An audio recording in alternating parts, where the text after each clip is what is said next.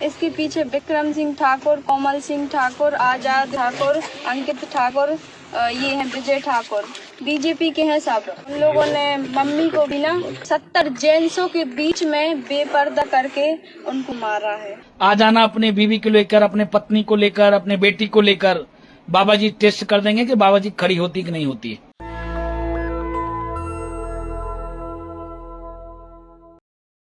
ये वीडियो सुना आपने, ये मासूम लड़की शेड्यूल कास्ट कम्युनिटी की है और ये मोबाइल पर कह रही है, जिन लड़कों का नाम ले रही है, जिन आरोपियों का नाम ले रही है, उन्होंने इस मासूम लड़की के साथ छेड़खानी की थी। ये घटना मध्य प्रदेश के सागर का है। इन गुंडों ने इस मासूम के साथ छेड़खानी शुरू की, उसके बाद इनके परिवार वालों ने केस दर्ज कराया। बस फिर क्या था, शुरू हो गया रसूख का इस्तेमाल। ये जो आरोपी गुंडे हैं वो बीजेपी के कार्यकर्ता हैं, बीजेपी के दल में है, बीजेपी पार्टी में है। वही बीजेपी जो हिंदू राष्ट्र बनाना चाहती है, वही बीजेपी जो अपने आप को सोशल डाइवर्सिटी की पार्टी बताती है। और सोचिए, कोई टीवी अखबार इस खबर को नहीं दिखाएगा। उसके बाद जो हुआ वो सुनकर आप रो देंगे, आपका सीना चाक चाक हो जाएगा और आपको लगेगा कि हम भारत में ही रह रहे हैं। मैं फिर कह रहा हूं, इस देश में संविधान न जाने कब इंप्लीमेंट होगा। कितना दर्दनाक है,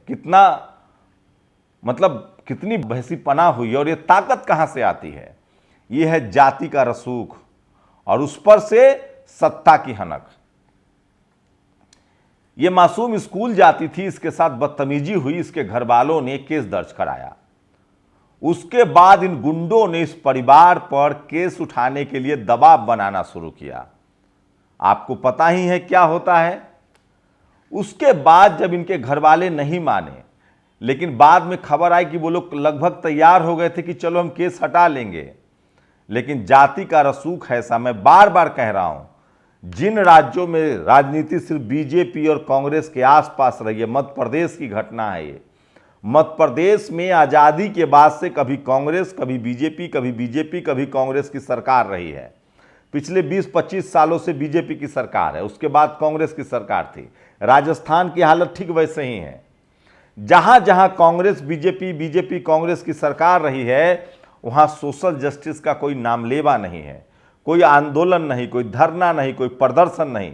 वो तो शुक्र मनाइए कि इस वीडियो के बगल में जो लोग दिख रहे हैं वो बहुजन समाज के लोग हैं, चाहे ओबीसी महासभा के लोग हों, चाहे वो प्रजापति जी दिख रहे हैं जो धीरेन्द्र शास्त्री से दो दो हाथ करते हैं।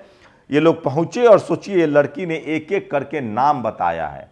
पता है इन दरिंदों ने क्या किया, इन आरोपियों ने क्या किया। इन लोगों ने इस मासूम के भाई की हत्या कर दी। इतना ही नहीं, सरेआम इनकी मां के कपड़े खोल दिए गए, इनकी मां के हाथ तोड़ दिए गए, इनके घर को तहस नहस कर दिया गया। सब कुछ हो रहा है, कहीं कोई डिबेट, कहीं कोई चर्चा, कहीं कोई टेलीविजन पर खबर। यह है शिवराज सिंह चौहान की सरकार, बीजेपी की। कोई कांग्रेस वाला इस पर राजनीति नहीं करेगा, कोई नहीं बोलेगा। बीएसपी के सांसद रामजी गौतम ने इसको लेकर खबर को उठाया है। उसके बाद ट्राइबल आर्मी अब ट्वीट कर रही है। अकेला सूरज बौद्ध इस देश में जितने बहुजनों पर अत्याचार होते हैं उसकी बात करते हैं।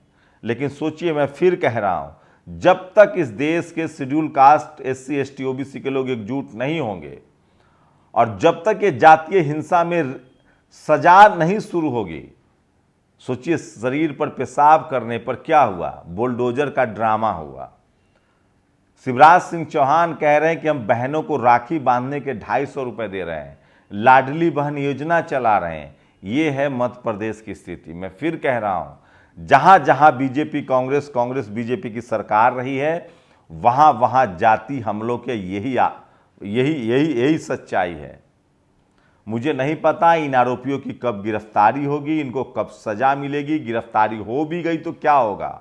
सवाल है कि जो लोग चापरासी से लेकर चीफ जस्टिस तक बैठे हुए हैं, जिस देश में चीफ जस्टिस एक कहानी सुनाते हैं कि एक दलित समाज के युवा को गेट सुपरवाइजर ने भगा दिया, लेकिन वो कहानी सुनाते कि मुझे बड़ा दुख हुआ।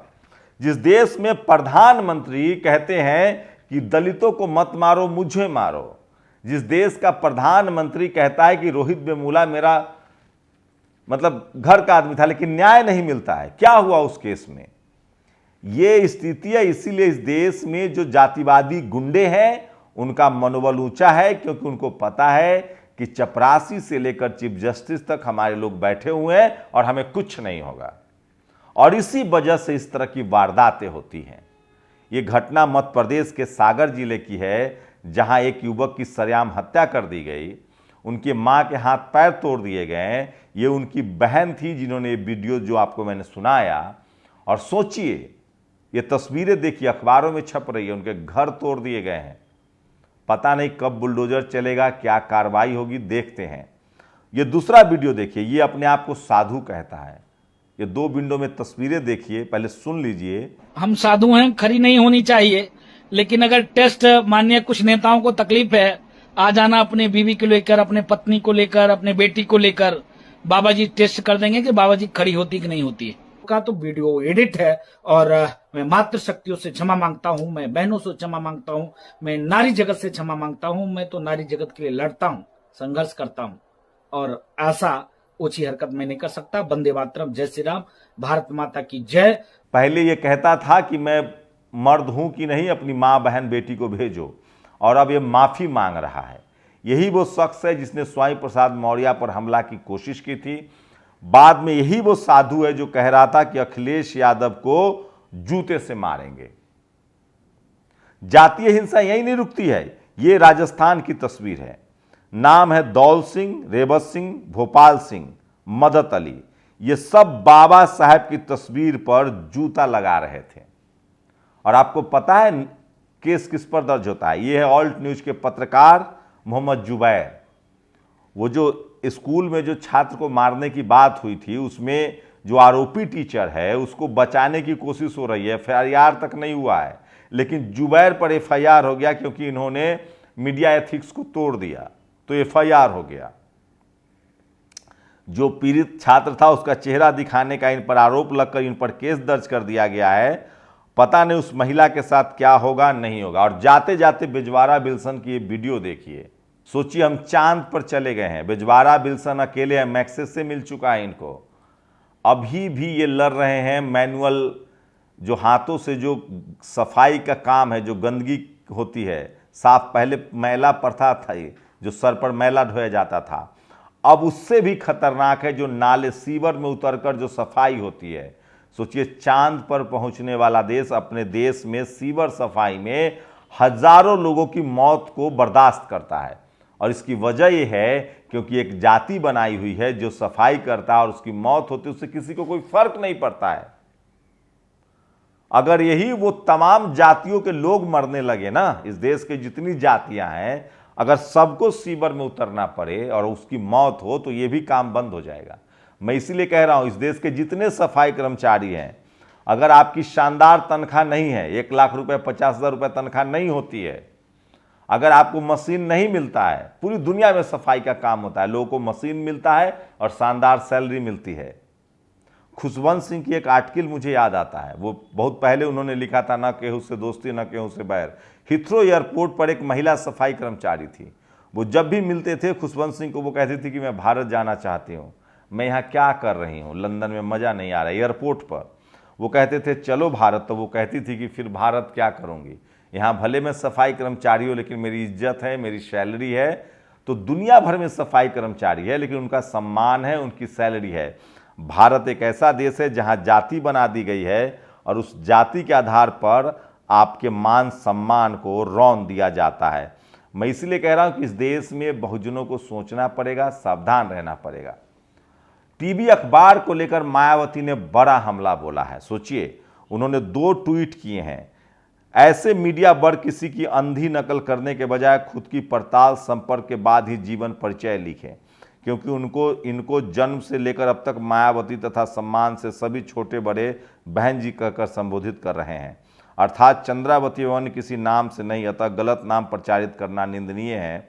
मीडिया से अनुरोध है कि किसी भी विशेष व्यक्ति के बारे में कोई जानकारी देने से पहले सही तथ्यों की जानकारी जरूर प्राप्त कर ले, वरना गलत सूचना देने में मीडिया से लोगों का विश्वास ही उड़ जाएगा। खासकर दलित समाज के मामले में जातिवादी मीडिया अपनी सोच जरूर सुधार ले। सोचिए किस तरह से बीएसपी सुप्रीमो मायावती के नाम को लेकर अफवाह फैलाया जा रहा है, और जातिवाद का यही खेल नहीं रुकता है। ये वीडियो देखिए, बिहार में एक डॉक्टर है जिसका नाम है अर्चना झा।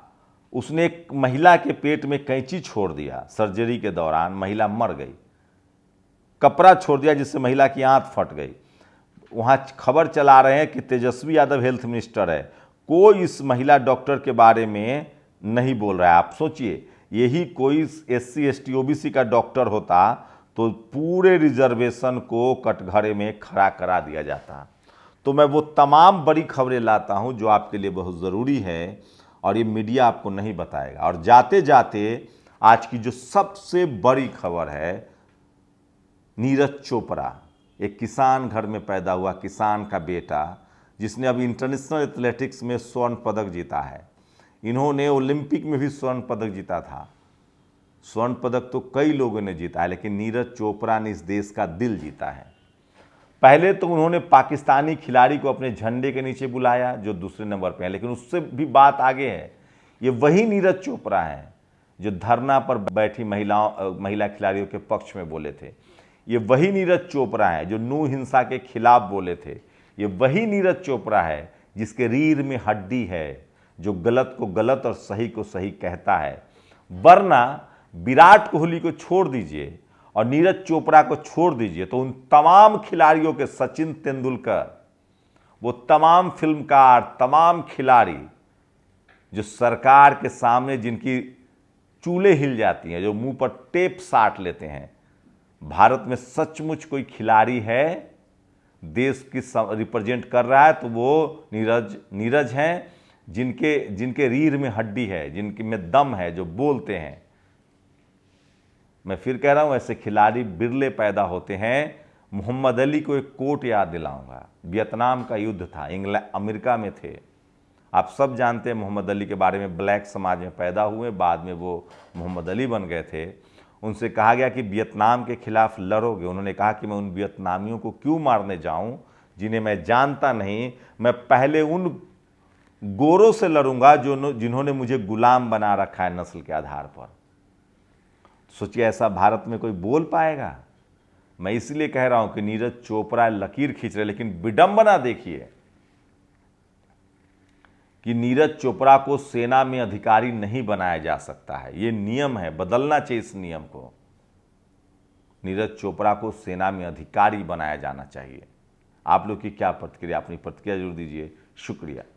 नेशनल दस्तक की आपसे गुजारिश है कि अगर इसको बचाना चाहते हैं तो नेशनल दस्तक को सब्सक्राइब करने के लिए रेड कलर के सब्सक्राइब बटन को दबाएं, फिर बेल आइकन की घंटी दबाएं। नेशनल दस्तक को बचाने के लिए बहुत जरूरी है कि हर खबर को शेयर करें, लाइक करें, कमेंट जरूर करें।